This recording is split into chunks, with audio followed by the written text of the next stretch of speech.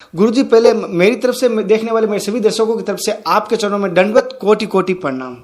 हरिओम। गुरुजी, जैसे कि आज हम सवालों की शुरुआत करते हैं, लेकिन आज एक ऐसा विचित्र सवाल है, वो हमारे दर्शक ने किया है, जैसे कि मधुसूदन जी है, और साथ साथ वो सवाल मेरे मन में भी है, मैं भी कहना चाहता हूँ, मैं भी जानना चाहता हूँ। वो सवाल ऐसा है कि शिष्य की पात्रता क्या होनी चाहिए, शिष्य कैसा होना चाहिए, या शिष्य की दिनचर्या किस प्रकार की होनी चाहिए।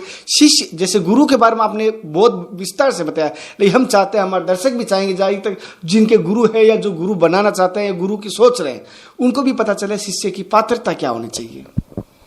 देखिए, ये जितने भी आपने पिछले 10-15 दिनों में जो सवाल किए हैं, उनमें से सच में ये सबसे श्रेष्ठ सवाल है जो पूछने लायक है।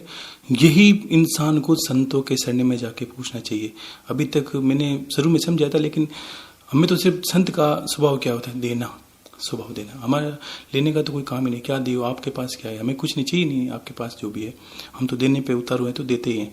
लेकिन आप ये समझिए कि वास्तव में ये सवाल था। अभी तक जितने भी आप सवाल कर रहे थे वो संतों की परख के लिए कर रहे थे। मैं समझ भी रहा हूँ कि कुछ लोग, आपने बोला कि लोग पसंद करते हैं वीडियो को, तो लोगों को क्या होता है कि हमारे कहते हैं कि हीरा तहाँ ना खोलिए जहाँ कुंजड़ों की बाट, कि संत का जो रियल संत है उनका ज्ञान इस तरह होता है, जो हीरा होता है, हीरो की पोटली वहाँ नहीं खोलनी चाहिए जहाँ मूर्खों की सभा हो और उजड़ लोगों का, मतलब जिन्हें लोगों को हम बोल सकते हैं, मनुष्य नहीं कह सकते कि उनको कोई किसी योनि में डाले, वो समझ में नहीं आता उनको, उनके लिए नहीं है। और वाकई में पूछने के लिए यही सवाल था कि हमारे गुरु परंपरा में पूछते हैं कि शिष्य कैसा होना चाहिए। गुरु पसंद करता है। मैंने बोला था ना, आप गुरु की परीक्षा नहीं कर सकते।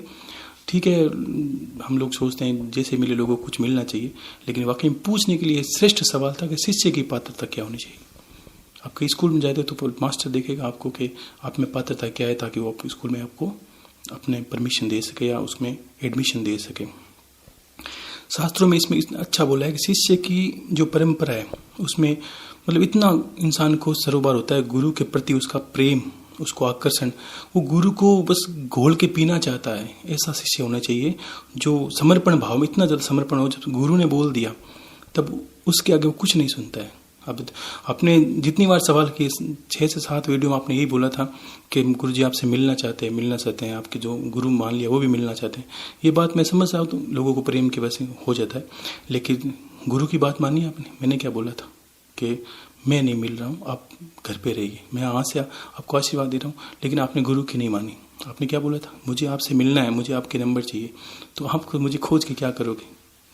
लेकिन गुरु का मानने का शिष्य वो बोलता है या गुरु बोलता है कि वैसा करना, वैसा ही करना। शिष्य समर्पित होना चाहिए गुरु के प्रति, ठीक है ना। उसकी एक दिनचर्या होती है संयमित। जो शिष्य होता है हमारी परंपरा आश्रम में कि वो किस तरह होते हैं, सुबह 5 बजे उसको उठना होता है। जो शिष्य होते हैं ना रियल में, जो जिसने गुरु धारण किया है, और जो गुरुमुखी होते हैं, इनका दिनचर्या आप भी समझ लीजिए, और आप अपने दर्शकों को मैं बताना चाहता हूँ कि उसकी दिनचर्या होती है, कितना भी बजे वो शयन करे, उसको 5 बजे सुबह उठना होता है। उठते ही पहला उसका नियम होता है कि धरती माता, वो सभी कर्जों से, मतलब जिस दिन शिष्य बनता है वो सभी कर्जों को उतारने के लिए तैयार के होता है।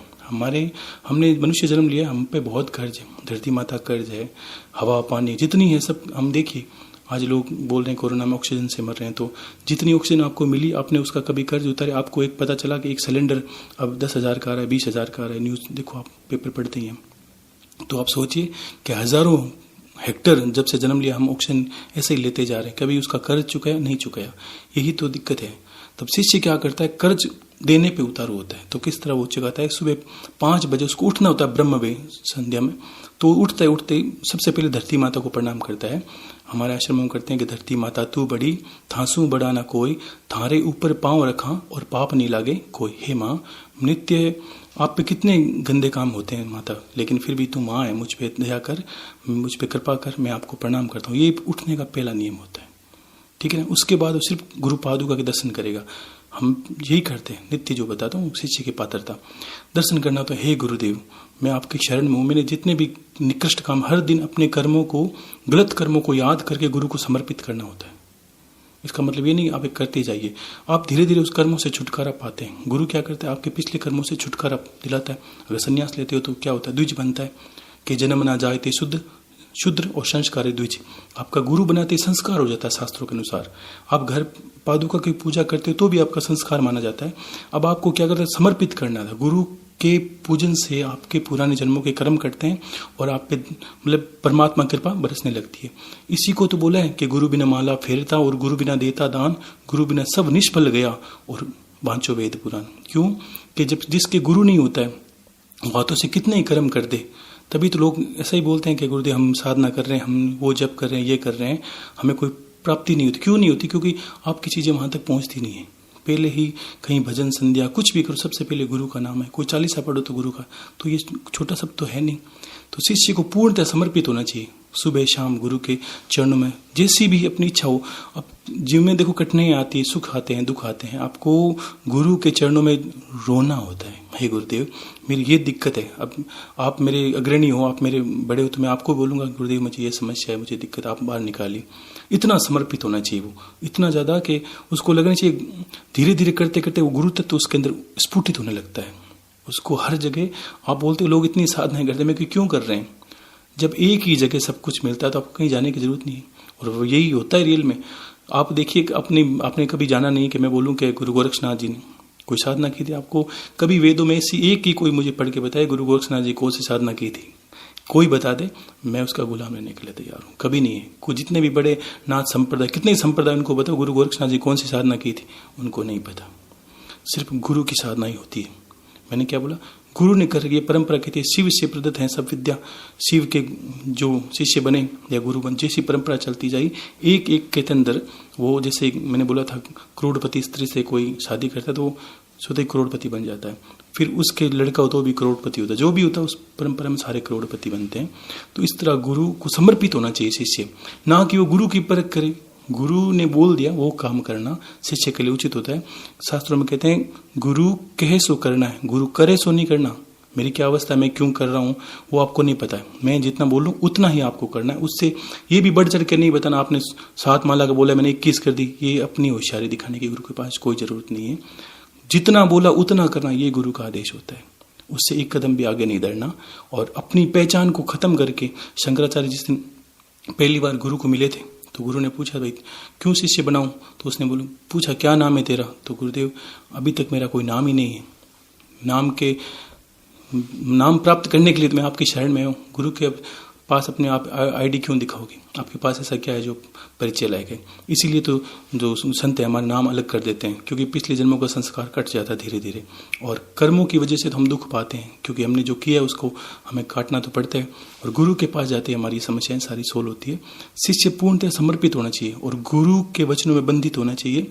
नित्य दिनचर्या में वो सुबह उठे, ब्रह्म संध्या ब्रह्म बेला में उठे, 5 बजे धरती माता को प्रणाम करे, गुरु के चरण पादों के दर्शन करे, नहा धो के स्नान करे, घर को पूर्णतः सात्विक रखे। उसको इस नित्य ऐसा लगना चाहिए कि मेरे गुरु कहाँ बैठते हैं, कहाँ रहेंगे, मेरे घर में कोई अशुद्धि तो नहीं है, मेरे गुरु देव रहते हैं मेरे घर। जिस घर में आप कोई गुरु रहता है वो अशुद्धि नहीं रखते हम लोग। वैसे उसको नित्य अपनी 24 घंटे में कोई भी गलत कार्य करता है उसको ये पता रहना चाहिए कि मेरे 24 घंटे गुरु तत्व है, गुरुदेव मेरे साथ में रहते हैं। ये जिस दिन आपको जुनून की तरह, पागलपन की तरह हो गया तो आपको चलते फिरते वो दिखने शुरू हो जाएंगे। ये विद्या होती है गुरु की। गुरु जी, जैसे कि मैंने सुना है कि गुरु दक्षिणा के बगैर अधूरा माना जाता है शिष्य। या जैसे मैंने अकलेव की बात करें, अकलेव की जैसे उन्होंने भी गुरु दक्षिणा में अपना अंगूठा दिया था। आगे और भी देखें इतिहास में बहुत सारा दिखाई देता है। लेकिन गुरु दक्षिणा किस रूप में दी जाती है, कब दी जाती है और किस प्रकार दी जाती है? गुरु दक्षिणा मतलब विद्या जब पूर्ण हो जाए, आपको लगे मैं गुरु से पूर्णतः संतुष्ट हूँ, अब मैं जो गुरु ने देना था मुझे सब दे दिया और जो मुझे प्राप्त करना मैंने प्राप्त कर लिया। और विद्या को प्रयोग करने से पहले, शास्त्रों में विद्या को प्रयोग करने से पहले आपको गुरु दक्षिणा देनी होती है। लेकिन अब गुरु चाहे तो वो लेगा, नहीं तो हमारे जैसे हम लोग कोई गुरु दक्षिणा चाहिए। हमें ये चाहिए कि नित्य वो हमारे नाम से नहीं, ईश्वर के नाम से वो धर्म ध्यान करे, नित्य अपनी एक आय का हमेशा दे। कैसे? मैं चाहता हूँ कि आप मेरे शिष्य हो, आपने हमारे मतलब संतों को गुरु माना है, तो आप ये सोचिए कि नित्य आपकी जितनी कमाई हो, चाहे 1000 रुपये 10 रुपये, आपकी कमाई के 10 रुपये मेरा हिस्सा है। आपको ये याद रखना है कि 10 रुपये तो मेरे गुरुदेव के रखने हैं, चाहे किसी हालत में वो 10 रुपये मैं अलग रखूंगा। आप उसे धीरे धीरे अलग करते जाइए।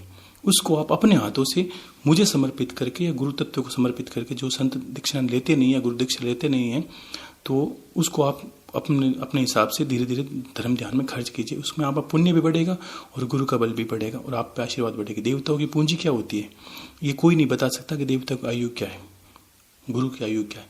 हमारे इंसान के अंदर जो गुरु तप करता है उसके अंदर, हमने देखा देवताओं की फोटो के पीछे एक उजाला सा होता है, ये सूर्य का प्रकाश, ये क्या है, ये देवताओं की आयु है। इसीलिए तो हम यज्ञ हवन करते हैं। क्यों करते हैं, इसमें से एक फ्लेम निकलती है, एक ऊर्जा निकलती है, ऊर्जा का शरीर होता है वो देवताओं का। हम क्या करते हैं, गुरु को जिस दिन दीपक वगैरह करते हैं ना छोटी विद्याओं से, तो उसके अंदर एक फ्लेम निकलती रहती है, ऊर्जा निकलेगी। अब ऊर्जा से क्या, गुरु का वही भोजन होता है, वही उसकी आयु होती है। जैसे जैसे उसकी फ्लेम, मतलब हम गुरु को समर्पित करते हैं, हवन इसलिए होता है, क्यों करते हैं, तिल जो जलाने से क्या देवता आयुष होते हैं, उसमें ऊर्जा उनका भोजन है, ये समझिए आप, ये गुरु की आयु है। और वो दीपक करता है गुरु के आगे, ये करता है दक्षिणा के स्वरूप में। अगर नित्य गुरुपादों का आप ज्यादा पूजन करोगे तो गुरुपाद को आपकी चैतन्य हो जाएगी, उसके पास ज्यादा से ज्यादा आप अखंड दीपक रखते हो, लंबा दीपक, जितना आपकी इच्छा श्रद्धा से करते हो, वो अखंडित रखने से या कोई आपकी ज्यादा पूजा करने से वो खड़ाऊ इतना चैतन्य हो जाएगा। जिस दिन आप ये मानिए, जिस दिन आप उसके खड़ाऊ के आगे शीश टिकाते हैं, आपको तुरंत अनुभव होने लगेंगे कि इसमें कुछ विचित्र सी मतलब ऊर्जा निकल रही है, यह आपको अनुभव होगा, जो आपको जीवित हाजिर नजर गुरु से नहीं होता है। और दक्षिणा गुरु की यही होती है, और जो लेता है गुरु अपनी इच्छा से ले सकता है, इसमें कोई बड़ी बात नहीं, लेकिन देने जब तक नहीं देता वो, तब तक गुरु की विद्या उसके काम में नहीं आती। आपने देखा होगा गुरु कोई से झूठ कपट भी बोल देते हैं, भाई अपने स्वार्थ के हिसाब से, ये संत ठीक है इससे कुछ सीख लेते हैं फिर आगे चले, ये संत ठीक है इससे कुछ, उसको कुछ प्राप्त नहीं होता। आधा तीतर आधा बटेर, वो किसी चीज का योनि का नहीं होता। आपने देखा बड़े बड़े महारथी कर्ण, आपको सुनिए इसको, कि कर्ण ने परशुराम जी को झूठ बोल के विद्या प्राप्त की थी कि मैं ब्राह्मण का पुत्र हूँ, ये बोला था। हालांकि ये अलग बात है कि उसको पीछे पता नहीं था कि मैं क्षत्रिय हूँ, ये, लेकिन ब्राह्मण का पुत्र हूँ ये विद्या मान के गई थी। और परशुराम जी का लास्ट में श्राप मिला था कि कर्ण गुरु से कभी झूठ नहीं बोला, तूने एक झूठ बोला है, लेकिन इसके विपरीत में क्या बोलता हूँ कि जिस दिन तुम्हें ये विद्या की जरूरत पड़ेगी, ये विद्या तेरे काम नहीं आएगी। और नहीं आई काम, क्यों नहीं काम है, क्योंकि उसने गुरु का कर्ज नहीं, गुरु के सामने झूठ बोला था। जिस दिन मुझे बोलने की जरूरत नहीं है, आप ये खड़ाऊ चैतन्य है और गुरु तत्व चैतन्य है। ईश्वर, अपमान ईश्वर का होता है। आप काग भूषणी जी को सुनते हो, जहाँ की बातें आती भागवत में, तो क्या सुना आपने कि काग भूषणी जी संत थे, वो उन्होंने सेवा की थी बहुत ज्यादा, महादेव की साधना की थी। करते करते एक दिन महादेव प्रकट हो गए, प्रसन्न होकर, उसी दिन साधना के दौरान। और उसी वक्त ऐसा संजोग हुआ कि इधर से उसके गुरु आए और इधर महादेव प्रकट हुए। तो उन्होंने क्या किया, गुरु को ध्यान नहीं दिया और महादेव के चरण स्पर्श कर लिए। और महादेव ने चरण स्पर्श करते महादेव तुरंत श्राप दे दिया, गया जा तू कवे की योनि को प्राप्त हो। और वो काकभूषण क्यों हुए थे, क्योंकि उन्होंने बोला था गुरु के सामने तू मेरे पैर स्पर्श करे, तुझे शर्म आनी चाहिए। क्योंकि कबीरदास ने कितना अच्छा बोला था, गुरु गोविंद दोनों खड़े खाके लागू पाए, बलिहारी गुरु आपने जो गोविंद दियो बताए। ये विधि होती है। अब आप कुछ लोग पूछते हैं चरण पादुक, सोचिए महादेव इससे प्रश्न होते हैं महादेव के, अगर पार्वती कोई शिष्य गुरु की खड़ाऊ की सेवा मुझसे थोड़ा ऊपर पाठ लगा के करता है और खड़ाऊ से 2 छींटे मेरे ऊपर आते हैं, तो मैं अपने आप को गंगा नहाने से ज्यादा पावन पवित्र मानता हूँ। इतना गुरु की महिमा शास्त्रों में वर्णित की है।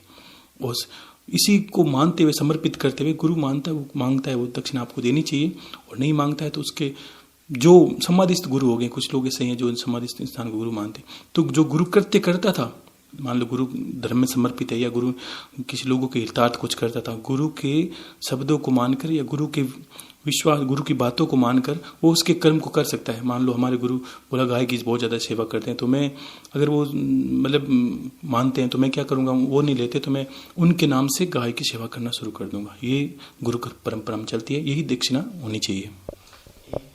गुरु जी, जैसे कि हमने और हमारे कुछ दर्शकों ने, जनता की आवाज के सदस्यों ने, कुछ हजारों लोगों ने आपको जैसे गुरु मान चुके हैं, कुछ लोगों ने और अपने मन से मान चुके हैं, हालांकि हम खड़ा उनके पास कुछ लोगों का भिजवा रहे हैं, तो आप गुरु दक्षिणा में क्या लेंगे, क्या कहना चाहेंगे उनके बारे में, जो आपके शिष्य हैं या आपको गुरु मान चुके हैं, या आपके जो प्रवचन है वो गुरु से बेहतर लग रहे हैं? मेरे को लगता है 100% सभी को लग रहा है, लेकिन जो आपको हृदय से मान रहे भगवान के रूप में, गुरु के रूप में। देखिए, हमें तो अगर गुरु मानते हो या गुरु के अपने खड़ा धारण की है तो परंपरा चलती है, इसलिए हम ज़्यादातर इसलिए अगर मैं सामने बैठ जाऊं तो उससे क्या मिलना है आपको। आप मेरे वचनों को मानते हैं और श्रद्धा से गुरु की सेवा करते हैं, आपको घर के अंदर सुख शांति अनुभव होगी। मैंने 4 महीने का समय दिया था भाई, क्योंकि कलयुग के लोग चमत्कार के बिना मानते नहीं है। हम लोग पहले समझ जाते हैं कि उनको जल्दी से जल्दी कुछ मिलना चाहिए। तो इसलिए मैंने विद्या बता दी थी कि 4 महीने आपका ध्यान लगने लगेगा अगर खड़ाऊ रखते हो आप, और तन मन से देखो। जितनी आपकी भक्ति होगी, आपकी इष्ट की शक्ति होगी, ये मैंने पहले बोला। और चिंतन से चरित्र बनता है, चरित्र इंसान की पहचान आती है कि इन चीज़ों को मानना चाहिए। और फिर मेरी गुरु दक्षिणा कुछ भी नहीं है, मैंने पहले ही बोला था। अब मैं ज़्यादा गो भक्ति करता हूँ, जीवों को ध्यान रखता हूँ। मुझे दिनचर्या में अच्छा लगता था जब मैंने गुरु धारण नहीं किया, तभी मुझे अच्छा लगता था कि मैं कुछ जीवों के लिए कुछ करूँ। इंसान में तो देखो छल कपट होता रहता है, तो यहाँ श्रद्धा मेरी ज़्यादा थी। तो पक्षियों को प्रेम करना, पेड़ पौधे लगाना, ये मेरी, अगर कोई मुझे मानता तो इससे ज़्यादा करे। मेरे नाम से पेड़ लगा सकता है, या अपने जो भी इष्ट आपने गुरु माने उनके नाम से पेड़ लगाए, अच्छे अच्छे। प्रकृति का ध्यान रखे, गायों की सेवा करें, और जीवों पर दया रखें। और कौवों की इंसान को बहुत सेवा करनी चाहिए, मुझे पसंद है बहुत। ध्यान रखना आप कि कौवे की सेवा करने से आपने कभी देखा होगा कि यमराज की आपको दया प्राप्त होती है, मतलब कृपा प्राप्त होती है। ये बहुत बड़ी बात है। और शनि भगवान की कृपा प्राप्त होती है। आपके जीवन में क्लेश बहुत कम होंगे, कष्ट बहुत कम आएंगे कौवों की सेवा से। आप मेरा मान के उनको करिए, ये मेरी गुरु दक्षिणा है। और साथ ही साथ मैं इतना जरूर कहूँगा कि मैंने पिछली बार बोला था, आप जितना भी देखो धर्म के प्रति आप जितना करते हो ना, धर्म से 3 गुना ज़्यादा पैसे निकल के आते हैं आपको। कुछ लोग करते हैं, कुछ लोग करने में भी संशय रखते हैं कि यार क्यों लगाऊं। आप सब जगह पैसे लगाओ, तो आपको देखना चाहिए कि दवाइयों के अंदर आपके पैसे लगते हैं, आपके मतलब नशे पत्ते के अंदर पैसे लगते हैं, आप छोटी छोटी चीज़ों के लिए पैसे लगते हैं। आजकल तो इतने ज़्यादा खर्चे हो गए लोगों के। तो जहाँ धर्म हो, या जहाँ धर्म की रक्षा होती हो, और जहाँ कोई धर्म की करता हो, कोई मंदिर कर रहा है, जहाँ आपको लगता है यहाँ कुछ होने वाला, उसके लिए ज़रूर खर्चा कीजिए। तो मैं आपके चैनल से पहले ये कहना चाहता हूँ कि कन्हैया जी से जितने भी सुनते हैं, अगर मुझे मानते हैं, ईश्वर को मानते हैं, तो जितना भी हो सके इन चैनल की जरूर हेल्प कीजिए।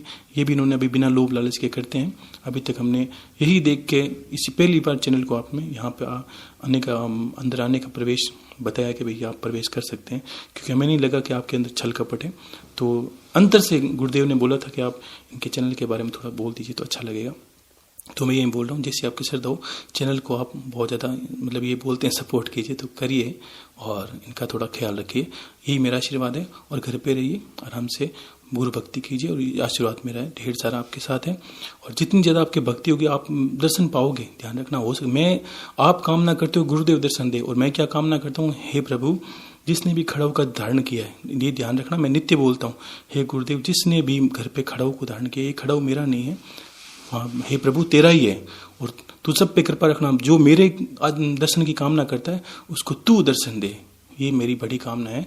मैं खुद बोलता हूँ, आप जितना कष्ट करते हो उससे ज़्यादा आप हो सकता है 7 माला करोगे, मैं आपके लिए 27 करूँगा। ये मेरा प्रेम है आपके प्रति, ठीक है ना। तो मैं चाहता हूँ गुरुदेव आपको दर्शन दे, गुरु स्वरूप में दे, वो महादेव देंगे, और इतना अच्छा देंगे कि मेरा स्वरूप तो उसके आगे कुछ भी नहीं है। मैं समर्पित कर रहा हूँ आपको, सिर्फ चरणों में उनके डाल रहा हूँ कि महादेव ये मेरा है, आप स्वीकार कीजिए।